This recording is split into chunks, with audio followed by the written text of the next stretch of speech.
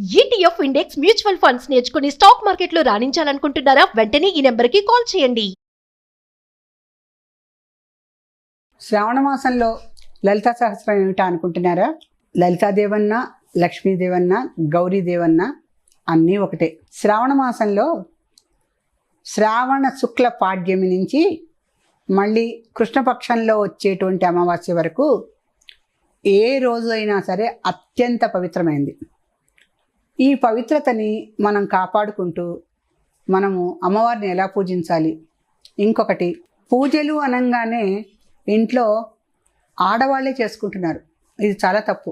ఆడవాళ్ళకే పూజలు కాదు, పూజ అనేది ప్రతి మనిషి చేసుకోవాల్సిన ఒక అత్యద్భుతమైనటువంటి విషయం. అది ఎవరైనా చేసుకోవచ్చు. కానీ ఏ ఇంట్లో చూసినా శ్రావణ మాసం వచ్చిందంటే ఆడవాళ్లే హడావిడి పడుతూ ఉంటారు. ఈ మన వాళ్ళు చెప్పడం కూడా, ఆడవాళ్ళు పట్టు చీరలు, శనగలు, తాంబూలాలు ఇవి చెప్తుంటారు. నిజమే, శ్రావణ మాసం వచ్చిందంటే పట్టు చీరలు, తాంబూలాలు, ముత్తైదువులు, శనగలు, వాయినాలు, శ్రావణ మంగళవారం నోములు అన్నీ చాలా అందమైనవి, చాలా బాగుంటాయి. కాకపోతే ఆడవాళ్ళు మగవాళ్ళు కూడా సంసారం సజావుగా నడవాలి అంటే లలితా సహస్రం తప్పనిసరిగా పారాయణ చేయాలండి.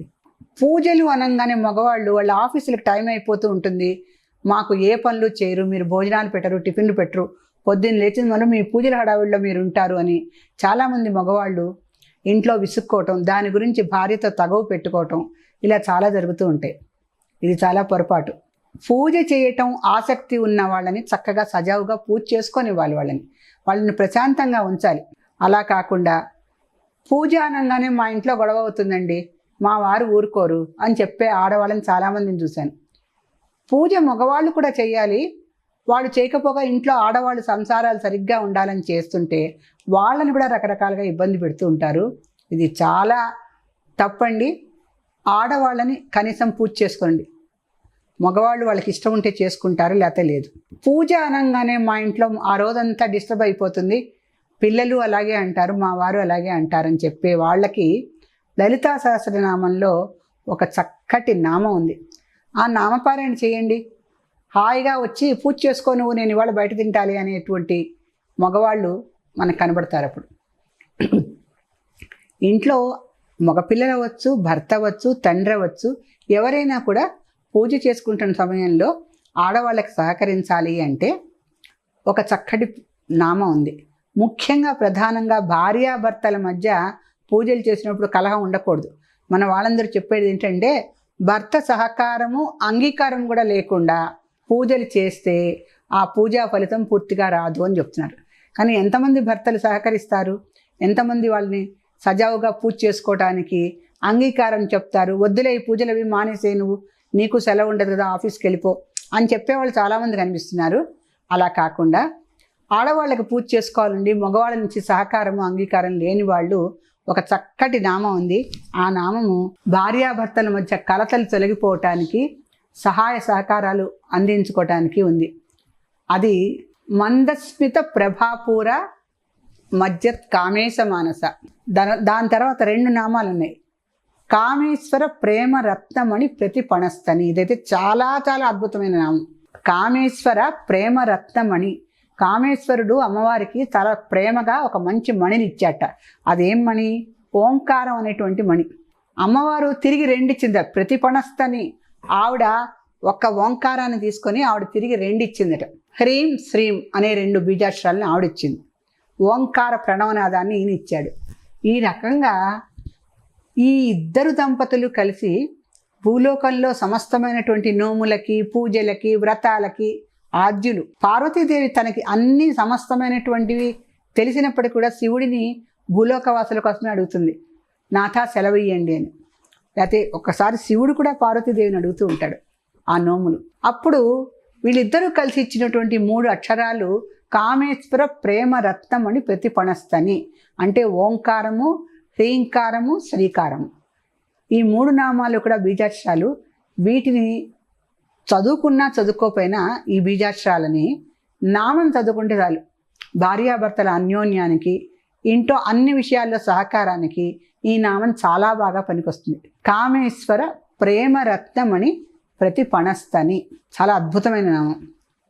అలాగే భార్య ఒక మాట చెబితే భర్త దానికి అంగీకరించి తప్పకుండా చేసుకో, నాకు చేతన సహాయం నేను కూడా చేస్తా, ఏమీ దిగులు పడకు, పూజలు అవి వస్తే చాలా హడావిడే ఉంటుందిగా, నేను చేస్తాలే కొన్ని అని ఒక చిన్న మాట అనాలి అంటే మందస్మిత ప్రభాపూర మజ్జత్ కామేశ మానస. ఈ నామం యొక్క అర్థమే అద్భుతం.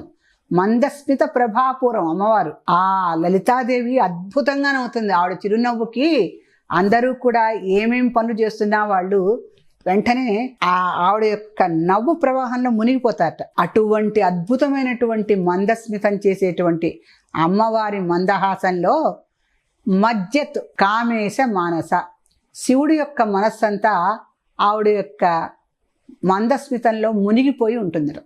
అంటే స్త్రీలందరూ బాగా నవ్వుతూ ఉండాలి, చిరునవ్వుతూ ఉండాలి భర్తల దగ్గర, వాళ్ళు ఆ నవ్వు చూసి వశమైపోతారని చెప్పడం అయితే ఈ నామం ఉద్దేశం ఎంత మాత్రం కాదు.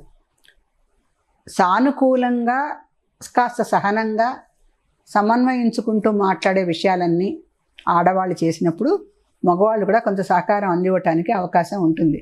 మెల్లిగా చెప్పుకొని కాస్త నా పూజలు ఉన్నాయి కనుక ఇవి సర్దుకోండి, ఇవాళ కాస్త కొన్ని పనులు నేను ఇవాళ చేయలేను, ఇవాళ నాకు శ్రావణ శుక్రవారం నోము ఉంది, అంటే శ్రావణ శనివారం నేను ఇవాళ పొద్దునంతా ఉపవాసం ఉంటాను. ఇలా ఇంట్లో భర్తకి నచ్చ చెప్పుకున్నప్పుడు తప్పనిసరిగా వాళ్ళు మనకి సహకరించాలి. అంటే మందస్మిత ప్రభాపూర మజ్జత్ కామేశ మానస, ఇలా చాలా అద్భుతమైన నామం ఇది లలితా శాస్త్రంలో. ఈ నామాన్ని కనుక మీరు 108 సార్లు చదివినట్టయితే తప్పనిసరిగా ఇంట్లో సహకరించని వాళ్ళందరూ కూడా సహకరించి మీరు కోరుకున్న పూజలన్నీ కూడా యథావిధిగా చేసుకొని ఇస్తారు. ప్రశాంతమైన జీవితము సంసారం కూడా ఏర్పడుతుంది. ఈ 2 నామాలు చదువుకున్నా సరే, అయితే ఈ రెండిట్లలో ఒకటి చదువుకున్నా కూడా మనస్సు పెట్టి శ్రద్ధగా 108 సార్లు చదివితే చాలా తొందరగా అయిపోయినాం. కామేశ్వర ప్రేమ రత్నం అని ప్రతిపణస్తని, ఒక నిమిషం కూడా పట్టనటువంటి ఈ నామాన్ని 108 సార్లు చాలా సులభంగా చేసుకోవచ్చు, ఎక్కువ సమయం పట్టదు. ఈ నామం కాకపోతే పై నామం మందస్మిత ప్రభాపూర మజ్జత్ కామేశ మానస. కాతే ఏ నామానికి కూడా అర్థం తెలుసుకోకుండా పారాయణ చేయకండమ్మా. అర్థం చక్కగా వివరించేటువంటి ప్రవచనకర్తలు ఉన్నారు, పుస్తకాలు కూడా చాలా ఉన్నాయి. ఏదో ఆ మంత్రం చెప్పారో చదివేసుకుందాం అని కాదు. అర్థరహితమైనటువంటి మంత్రము ఏ అర్థాన్ని జీవితానికి కల్పించదు. అందుకని చక్కటి అర్థాలు దాంట్లో దాగి ఉన్నాయి. ఆ అర్థం తెలుసుకొని మీరు కనుక ఆ నామాన్ని 108 సార్లు పారాయణ చేసినట్టయితే శ్రావణ మాసంలో మీరు చేసే ఏ పూజలకి ఇంట్లో ఎవరికి ఇబ్బంది కలగదు, ఎవరి సహాయ సహకారాలు దొరక్కపోవటం కూడా ఉండదు. హాయిగా అద్భుతంగా మంచి పట్టు చీరలు కట్టుకొని హాయిగా ఆనందంగా పూజ చేసుకోగలుగుతారు. ఈ నామం మహత్యం అటువంటిది. తథాస్తు.